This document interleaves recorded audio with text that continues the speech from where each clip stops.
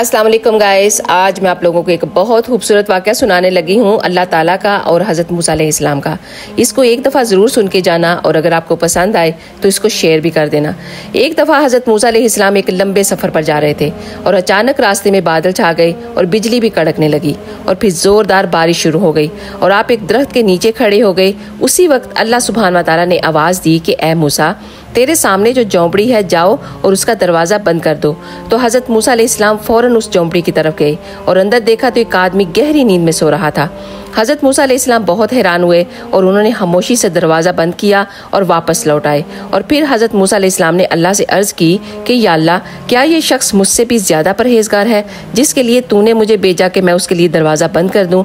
तो अल्लाह ताला ने जवाब दिया, नहीं मूसा, ये मेरा नाफरमान बंदा है जिससे मैं बहुत ज़्यादा नाराज़ हूँ। हज़रत मूसा अलैहिस्सलाम ने हैरानी से पूछा, फिर ए अल्लाह, आपने मुझे उसके पास क्यों भेजा? तो अल्लाह ताला ने फरमाया कि ए मूसा, अगर बारिश की एक बूंद भी उस पर गिर जाती तो ये मेरा नाम लेकर मुझे पुकारने लगता और मैं अपने नाम की लाज रखते हुए उसे माफ़ कर देता। तो ये सुनकर हज़रत मूसा अलैहिस्सलाम की आंखें नम हो गईं और वो बोले कि ए अल्लाह, तू बेशक तू ही बहुत बड़ा माफ़ करने वाला है।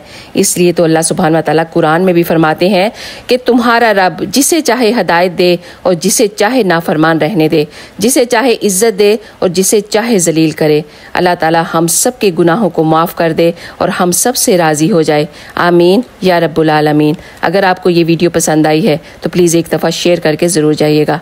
जज़ाकल्लाह खैर।